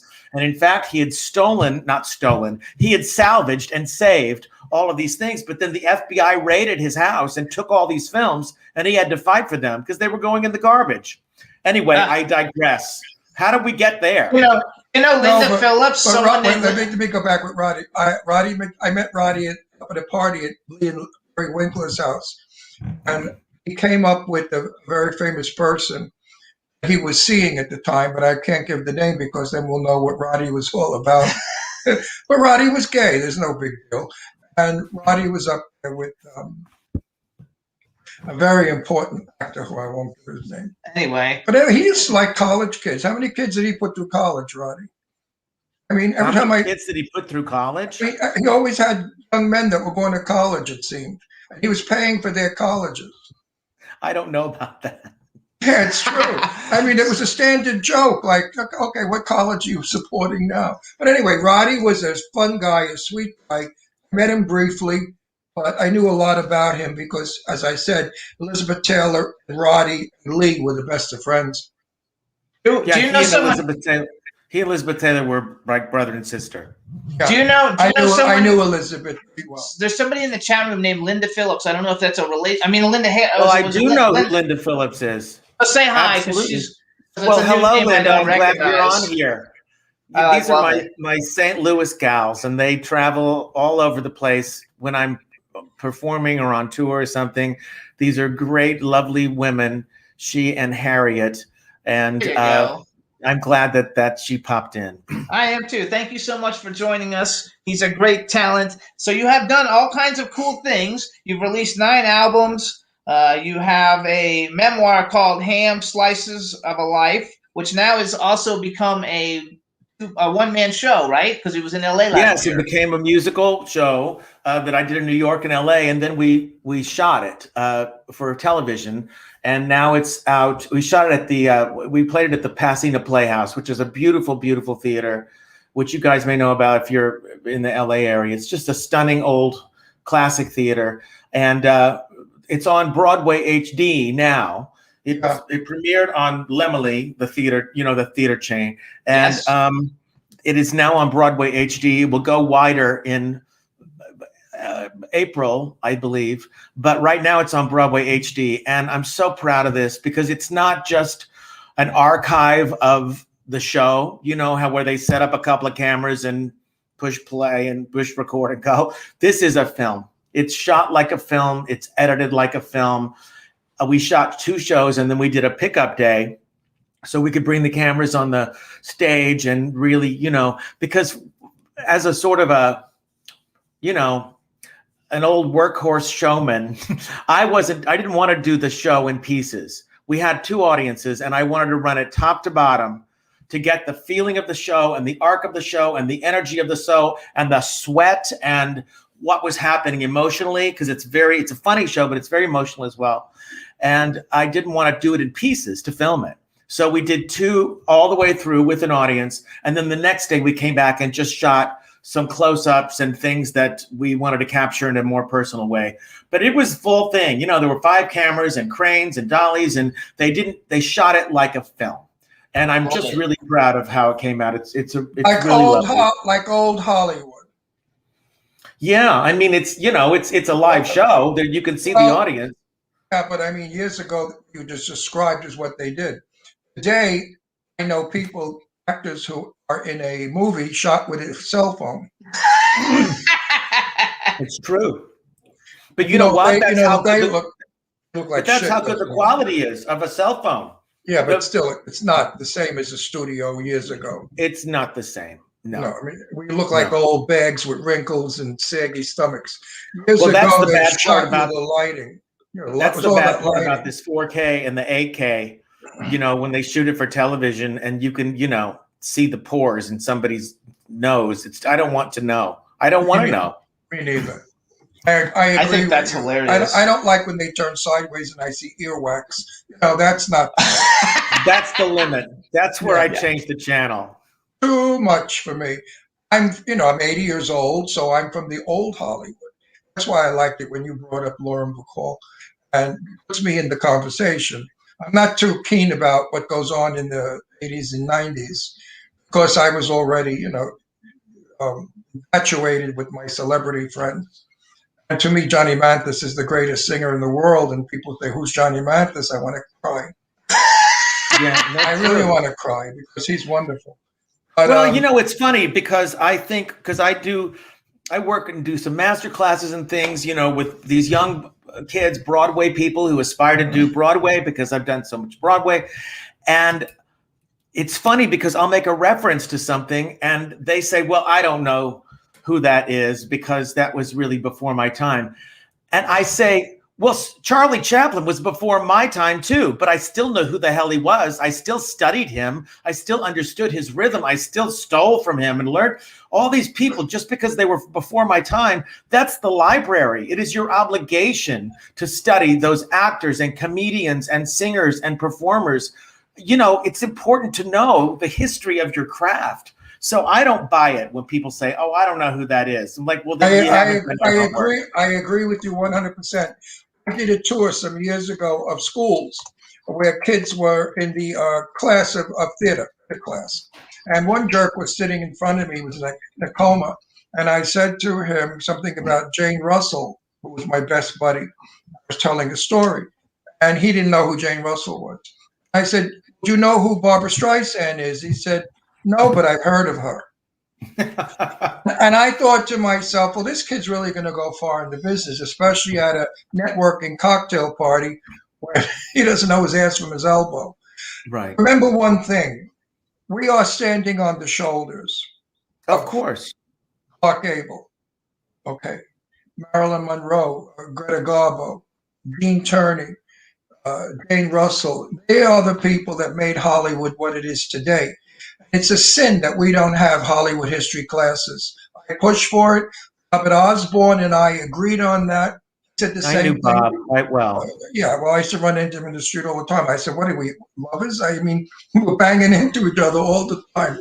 But anyway, we both agreed that there should be some kind of schooling, teaching in a school the history of film. Hollywood. Well, there are in colleges, in universities. I mean in elementary school, because when I was in elementary school, I knew I was going to be an actor. I just didn't know where to go with it, how to do it. Right. And I think when I was 12 or 13 years old, if I learned the history of Hollywood, I would have known how to go about it, how to be an actor of substance, not the jerks of today, here today, gone tomorrow. They can't act, they can't remember their lines, they're full of shit. And then, who needs them?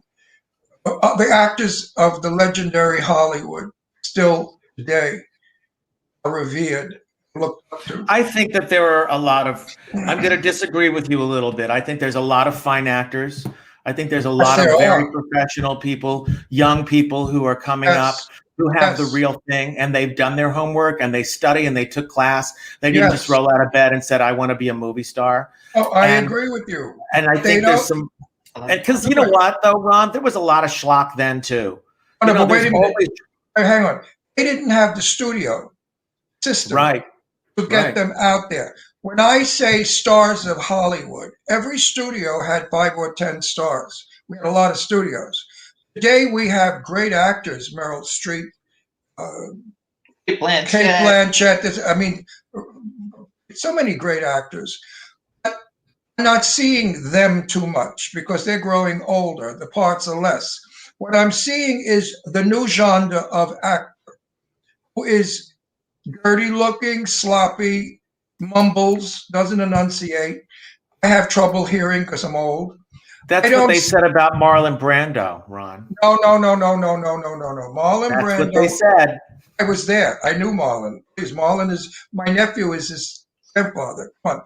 No, I mean, don't talk. Marlon Brando mumbled because it was the actor's studio training that he did. Yes, a new reality. But you could understand Brando. Brando had theater speech. Brando knew how to project his mumbling. Today, they're wired, mic'd. There's a difference too, though. You have to look at it because there's a difference. Because first of all, because you do a lot of real television. Well, I want to say one thing, and then you can have the floor. In my day, they were called actors. Acting was beautiful because it was fake. Today, it's called realism. They are no longer actors. They are themselves portraying whatever. They think it's a shame to look or behave like an actor. And that's wrong, because when you play Christopher Columbus, do not speak like you're from Hoboken. You know? And that's what's happening today. And I really dislike film. I think we've got to go back to actors being actors. When you played on Broadway, you were not you. No, of course not. But many You bring are. elements of yourself. You bring elements of yourself to every Exactly. role. Now, here's the tricky thing. When my show, Ham, a musical memoir, I am playing me. I'm playing me at all these different ages, and I'm playing all these different characters, 12 different characters. I know it's not the same thing, but what I'm saying is that was an entirely different challenge to me, to be talking and living and reliving and doing scenes that are specific to my actual life. So when you're an actor and you're doing 8 shows a week on Broadway, you imbue the character with your own personal experience and your own, it's what you were talking about. It's the actor studio. It's method acting, in that you find something that you relate to about that character, so it makes the performance authentic. You're substituting things. And if you're doing a long running show, you change it up. You got to change it up. You got to keep it fresh. Well, you find when you're playing yourself, yeah, and you're going through, like, there's a teenage suicide in the middle of this. So every single time I'm doing this, I am actually going back to that specific experience of mine. So this show was the hardest show I've ever done. I call it a prison show because you can't do anything else. You have to speak at a certain time, eat protein at a certain time, steam at a certain time, get yourself together at a certain time. Now, that doesn't work so well when you have a child. And my son was 8 and 9 years old, or 8 to 10, when I was doing this show. And, when you have a kid, you can't be precious anymore. I would be like, no, I can't speak until 3. No, please bring me a tuna on ride, no mayonnaise, no dairy, And then I'm having a kid. I'm up at 6 o'clock in the morning. We're schlepping to the school and I'm doing whatever. All the precious goes out the window and you just do your damn job. You know what I mean? Well, also doing an autobiographical movie has to be terrifying, because writing an autobiography book, you're exposing, but could you imagine acting it out and reliving those moments? Right. I personally would never do it, because I've had moments I don't want to relive. My life, horrible times, being a gay man all my life and having well, all of us have been gay men all our lives. No, but I mean having the unfortunate life that I lived from Brooklyn with all Italian mafia tough guys and being a fairy was not exactly my joyful living. So I would never write a book about my background. So, but wait a minute, my hat's off to you. You did this film, and I look forward to seeing it. Play. I thought it was a film. It's a play that they taped for TV. Oh, it was a play. It is a It's film, because I'm not doing the play now, Jimmy. I'm never doing this show again. Yeah. So wait. Physically, vocally, Hit me one more time with the thing, I'm going to break it. I swear to Christ, I'm going to break your fucking finger. You told me you were going to let me talk. I'm going to let you talk, but right now... You did promise that, Ron. You did promise that. No, but right now he's saying stuff that's important to me. I don't give a shit what you have to say. I want to say, where can I watch this? Now you've got me interested, and I must see it so I can look at it. For 2 ways. One, for the people who are watching this, it's on Broadway HD, which is a streaming channel of Broadway shows, Broadway musicals, all that stuff. So that's where people can see it. However, I did instruct Katie, who somebody's been dealing with on your team, to send you guys a link and a special password. Thank you. So that is my gift to you. You can watch it. We'll watch it tonight. Okay. He's watching that stupid other Firefly thing that I'm bored with. So, Firefly Lane, I love it. Lane. I don't know what that is. It's a Netflix show. Don't even know from it. You shouldn't know from it. It's a piece of Okay. You guys, Ham, is based on the memoir. You can get any information that you need from Sam Harris. You can go to samharris.com and you can see everything because it's on there. But to do a little bragging also for Sam, because he also has a book, which we'll mention, called The Substance of All Things, which is not about Sam. It's an actual fiction book Hold And, on, I'm gonna show it. Hold on. Okay, I'm in my that's office fine. so I can actually get it. Okay. I just happen to have 200 copies here. Yes. And they're all for sale. It's called The Well, Substance of not All for what? Yeah. Things. So tell us, Yeah. give us a 2-minute synopsis. It's about a boy named Theo in 1968 in rural Oklahoma who lost his mother to a car accident and has a little sister and a father who has a lot of his own issues. And this boy, Theo, has disfigured hands from that same car accident. He learns through this outcast Native American that he has the power to heal through these disfigured hands. And so he goes about with this gift, and he's 12, so it's a coming of age story. It's about him trying to have an ordinary boyhood life against this extraordinary gift. And then, of course, he's in the Bible Belt. And so there's a lot, when this gets out, then he's demonized by the church, by the fire and brimstone. He's exploited by his aunt. And then to go against this whole thing, back and forth, is in current time, adult Theo is a therapist. And it is through his work with this very, very damaged woman that he is able to go back and deal with the pain and the circumstances of summer of 1968. So there is some joy, there is some fun, there is it's entertaining. His relationship with his friend Henry is beautiful, but it's some deep shit. So I'm so proud of it. That's good. You guys, I'm going to have to. I decided because of my age and my experience that when I'm not one to blow my own horn, but I will say, because I'm so proud of this, the reviews for this book have been extraordinarily off the charts from all the book publications and the comparisons to authors that I love. So I'm really proud of this. It's my heart and soul.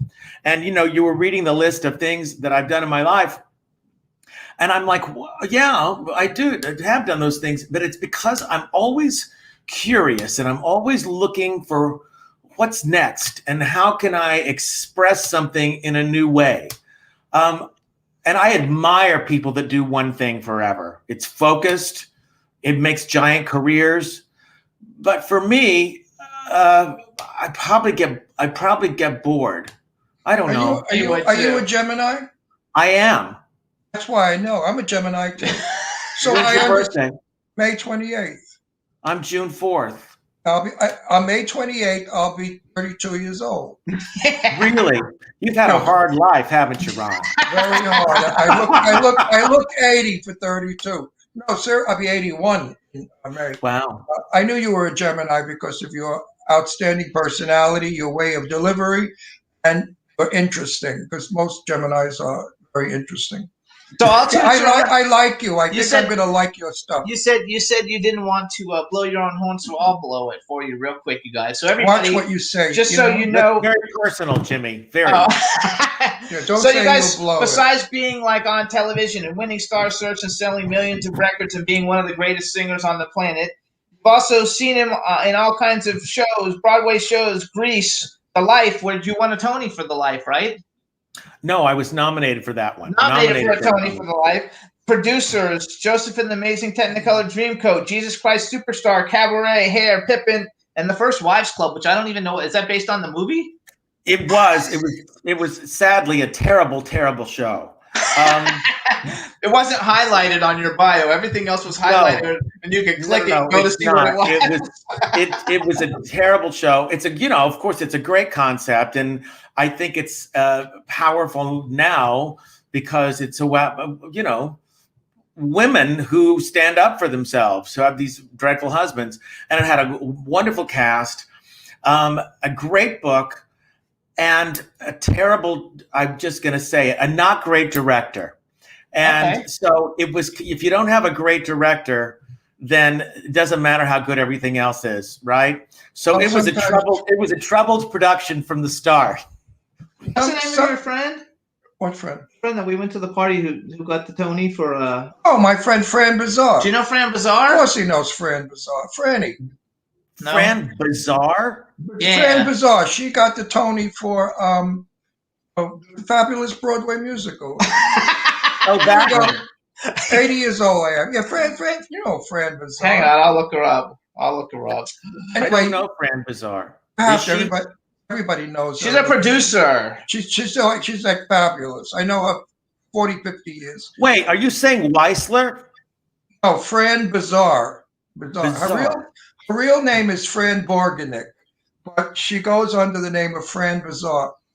The Broadway musical that she won the Tony for was, I'm trying to figure that out. why can't I think of the name? That's It fabulous. was like a Western one, Tennessee or something, Nashville or the title was A State. The Best Little Whorehouse in Texas? No. Anyway, I want to get a point across. I am so sorry that they did not allow filming of all of the beautiful Broadway classics. No, Mary you're right. Martin and Peter Pan. How I would love to see that. Angela Lansbury in Maine. Right. Lauren Bacall in Memphis. It was called Memphis. A friend won Oh, for she was Memphis. in Memphis. No, she produced it. She was the producer of She it. Oh, produced she Memphis. produced Memphis. And she's producing quite a few things now. Yeah, she's fabulous.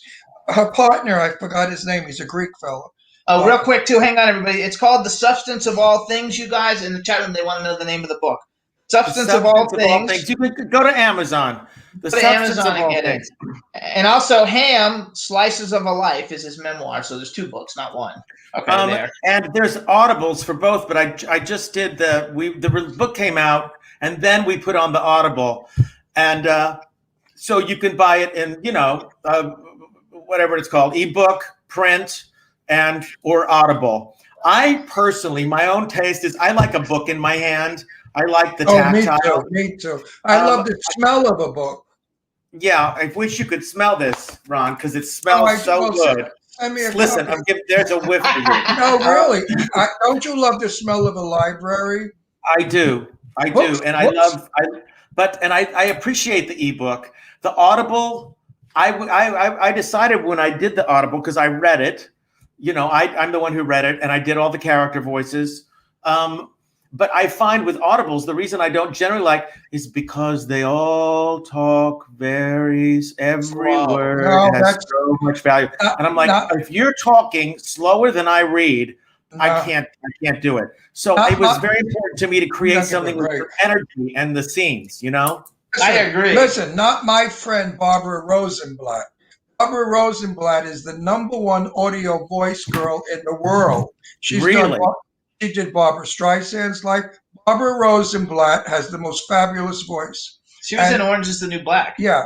But anyway, Barbara Rosenblatt is somebody, if you want an audio book, one of hers, they're fabulous. She does all the characters. She's brilliant. And she goes fast. She's not a slowpoke. Okay, so I want to know, because there's all kinds of questions going on too in the chat room. So what is your, if you were just sitting around listening to music, what is your favorite kind of music to listen to? And do you listen to yourself? Never. Okay. No. On the rare occasion that I have listened to myself because I'm looking for something that I need to give to somebody about, then I listen and I can. Years later, after I've recorded something, I can. For a period, I can't at all. There are certain things I couldn't, because I'm always thinking I should have done. But there are 2 records that, after all these years, are the ones that stick out to me the most. And those are, one is called Standard Time and the other one was called Different Stages. And they were both with an orchestra. And Peter Matz, the great Peter Matz, I love him. Produced. And for those of you who don't know, who are watching, Peter Matz did the first 7 Streisand records. He really created those. He wrote those arrangements and conducted them. And so what happened, we did this in you're talking about the old-fashioned way versus the modern way. In the modern way of making records, all the tracks are done. And then the last thing to go on is the vocal. And you go in, and that's typical. That's normal. That's really okay. It still is an authentic performance. But in this case, because it was an orchestra, Peter and I worked for a couple of months, did all the arrangements and stuff. That he went away and orchestrated everything, came back, rehearsed with me daily to be in the shape for it, because we recorded 2 albums in 2 days. Wow. With a full orchestra live. And I was isolated, but he wouldn't let me fix a lot because he was like, you were prepared. You were like an athlete in shape. That's what happened. You know, there was no such thing as an auto tune or whatever. I would never allow that. Never allow that. So I did those records live. And I fixed a couple of things, but primarily it's all live. And it was such a joyful thing because, yes, you can make something perfect, but sometimes the perfection is in the human moment of it. Frank Sinatra. Exactly. So when Peter died, I found out that Barbra Streisand was a fan. I had never known that. And so we were reissuing the record, and I said, I wonder if Barbra Streisand would do a quote or something on the back of the record. They were like, oh, no, she's never endorsed a singer, only politicians. That's never going to happen. And I'm like, why not try? Why not try? So I sent a note to, I can't think of his name, Marty Ehrlichman, who was her attorney and everything for 4,000 years. And she writes this beautiful quote for me. And I have a lovely note and letter from her about the record. And I was so honored because, I'm such a fan, grew up on her. And then Peter, I got to he was the greatest musical experience. And I knew how important he was to her. So it was sort of sweet and serendipitous and poetic. But those records I'm really thrilled. Those arrangements, Peter was a genius. I have to interrupt you 1 second. I need you to do me a favor and say one more hello to B. Claudia. She's in Germany, and she just ordered the book. She says it'll get here on Friday. Oh, wow. Hi, B. Happy reading. I'm so excited that you're reading it. It's my heart and soul. Thank you for getting it. That's so cute. I love it. So you should autograph it. Oh, it can't because it doesn't come from him. She got it on Amazon. She bought it on Amazon, not from she bought it on Amazon? Yes. Which is very fun. Okay, so maybe to ask a little bit more of a personal question, because I saw some different interviews that you had done. So when you were on Star Search, nobody knew that you were gay, right? You hadn't come out yet. I mean, they might have been able to, they might have thought it, but they didn't know it. Well, it was that was the early 80s. That was 83 and 84. So there were no role models. There were no singers, actors, politicians, athletes, anyone, no one. So no, that was not allowed. How old were you when you actually then the world found 22. out that? How old were you on Star Search? Star Search, I was 22. Okay. So, and my first record company was Motown, and it was told, to when I was doing an interview, don't ask him about his personal life. Meanwhile, here I am as this performer, practically slitting my wrists and giving everything I have. I'll talk about anything, I can cry at whatever the drop, but no, don't ask him about his personal life. It was code for, he's gay and we can't talk about it. You know what? People were not ready for it, just like they weren't ready for black and white. Back in my day, if a black woman kissed a white man on screen, people would get up and leave a theater and say that's disgusting. And the same thing if you ever implied that somebody was a homosexual. Mentally ill, those people, those men with men, they're degenerates, they're disgusting, they're nauseating. I don't want my child looking at that because, my child could learn to be one just like them. Right. That was the dialogue I grew up with. And it was offensive. So when I came out, I was married for years and have 2 children. So when I came out of hiding, I felt free and it was wonderful, but it was still a time that was not accepted. Today, I talk about Jimmy and I being married 9 years and people love it. We have fans of ours that love our romance and comment on it. So we have come a long way in the last 50 years. Well, and I happen to be in a generation that, we're different ages, but still, it was illegal. It was definitely I grew up in Oklahoma, in the Bible Belt. So, but I am in this generation where my husband and I have been together for 26 years this April. Good for you. Good for you. And we have a son who's turning 13 in April. Good. And I happen to be at the age that was born into a period that is exactly what you're talking about, that it was illegal, it was dangerous, it was shameful, it was godless, it was all those things into, well, certainly, and through the AIDS crisis and the sexual revolution, all those things. And then a generation that also, I'm married, I'm legally married and have a child. So to come from that, where it's all that's a lot of progress, and it's in, happens to be in my generation. Wait, look at me, how lucky I am. Yep. I'm 80 years old. I was born in 1940, okay? During the war, the Second World War. I grew up in a world where gay was not even thought of, mentioned, so I didn't even know what I was. I just knew I was different. Then it became something else, and then it became something else. There was a day when I was 17 or 18, I went to a gay bar called the Fleur de Lis in New York City, Greenwich Village. And the police raided it because more than, I think it was 15 homosexuals in the room was considered a conspiracy. And you were not allowed. And they raided it. You were arrested. This is what it was. Police used to beat the hell out of us. Right. I used to hang out in the village. I went to all the gay bars. I was a beautiful young kid. So naturally I was popular, a big mouth, singer and actor, all that bullshit. And it was difficult because the minute I left the village and went back to Brooklyn or Astoria where I lived, I was in that other world. Yeah. I didn't like it. It was a sad place to be. So today, gay people are so lucky because they have the entire world to enjoy.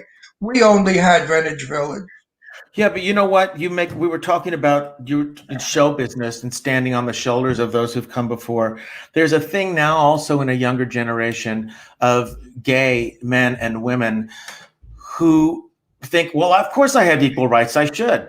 I'm a human being. Of course I can get married. I should. Of course I can adopt a child. Of course I should have equal rights. Of course there should be no difference. Well, that's true. But definitely people lived and fought and died for those rights. And so the assumption that they should just have it and that's the way it is, that doesn't fly with me. They have an obligation. And here's the difference, boys. The difference is when you are in a minority, let's say you're Black. Well, you have a culture, that history, that parents teach children, children teach their children, and on and on. If you're Jewish, you have a history. This is what our people went through. You have that. If you're gay, there's no history in your family because you were probably not the product of gay parents.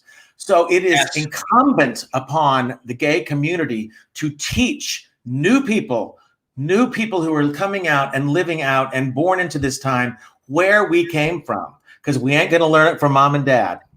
We have a great history. I did drag for years. I impersonated Jane Russell. Never gay bars, mostly straight clubs. And one of my shows, I had Quentin Crisp on. You know who Quentin Crisp is? Sure. And Quentin Crisp said, Ron, what am I going to do? I don't sing or dance. I said, I want you to go out and tell an audience of 350 people dining about your life experience. He went out. He talked about his life experience. Half of the room was crying because they were gay. The other half was spellbound, and the rest of them just loved and adored him. Because if you saw The Naked Civil Servant, read the book, you know what Quentin Crisp went through. I would suggest to all gay people, read that book, watch that movie, because that will tell you exactly what gay was back in the 30s and 40s and 50s. Right. As awful as it was, I miss it because it was a thrill to walk into a gay bar. We had to have lights go on and off if the cops came. So you could just jump with the girl. So we grab a dyke and dance with her. I love that. I love the fact that it was a no-no. I love the fact that we had our own colony. I love the fact that when I saw a gay guy on a subway, he looked at me and I looked at him and I knew he was gay, but we never said a word.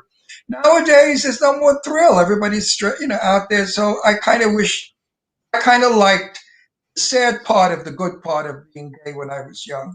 It was an adventure. It was taboo. It was wonderful. Yeah. Yeah, but there was a lot of shame involved. Oh, there was shame and there was beatings and there was cops forcing you to go down on them. I mean, a lot of queens in the village. My very good Queen Tipsy, a beautiful blonde transvestite, not sexual, drag queen. And she was so gorgeous that when the cops knew her in the village, they'd all go in an alley and she'd have to do a couple of cops, you know what she had to do. And then they would arrest her, you know, a day later.